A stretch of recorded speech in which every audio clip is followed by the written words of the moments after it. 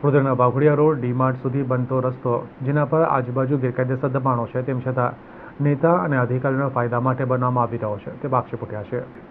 વડોદરા મહાનગરપાલિકાના દરેક અલગ અલગ વિભાગોમાં બેસેલા અધિકારી, કર્મચારીઓ, કોન્ટ્રાક્ટરો સાથે ટકાવારી નક્કી કરી દરેક કામમાં બેફામ બિંદાસ ભ્રષ્ટાચાર કરતા જ આવ્યા છે, તે આક્ષેપ ઉઠ્યા છે.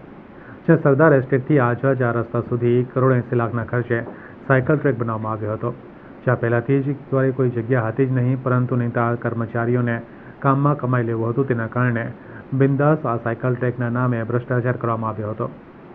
અને આજે પણ ત્યાં વાહનો અને પાર્કિંગ બેફામ છે, જ્યાં ભાજપના કાઉન્સિલરને મોટો ફાયદો થઈ રહ્યો હતો, જેને લઈને આ સાયકલ ટ્રેક સભામાં મંજૂર કરી કોન્ટ્રાક્ટર અને કામ આપી લાલ પટ્ટા મારી કામગીરી પૂર્ણ કર્યા બાદ ત્યાં શું થાય છે તે જોવા માટે પણ કોઈ કાઉન્સિલર કે અધિકારી ગયા ન હતા. હાલ સાયકલ ટ્રેક ગુમ થઈ ગયો છે. આવી જ પરિસ્થિતિ કેટલાક નેતાઓના ફાયદા માટે વડોદરાના ગાજરાવાડીથી ડીમાર્ટ તરફ આવતા 3 રસ્તાથી આગળના વચ્ચે બંને સાઇટો વર્ષોથી ગેરકાયદેસર દબાણ, વાહનોનું પાર્કિંગ, ગેરેજો, પાણીના જગના વેપારીનું દબાણ, તમામ દબાણ હોવા છતાં કરોડોના કોન્ટ્રાક્ટ રોડ બનાવવા માટે કયા નેતાને ફાયદો કરાવવા અધિકારીઓ આપ્યા તે સમજાવવા જેવી વાત છે. જ્યાં બંને બાજુ ચાલવા માટે કોઈ જગ્યા નથી, ત્યાં તમામ દબાણો હોવા છતાં રોડ મંજૂર કરી બનાવવામાં આવી રહ્યો છે.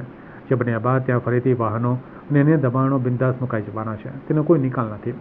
પરંતુ કેટલાક નેતાઓની નવી સાઇટ ઊભી થઈ રહી છે તેવી ચર્ચા ચાલે છે. તેના કારણે આ રોડ મંજૂર કરાયો છે, જેમાં સિટી એન્જિનિયર, રોડ વિભાગના અધિકારી અને અન્ય લોકોના ભાગ બટાઈ થઈ રહ્યા છે. આ રોડ બન્યા બાદ સાયકલ ટ્રેક જેવા હાલ થવાના છે કે શું, તેવી પણ ચર્ચાએ જોર પકડ્યું છે.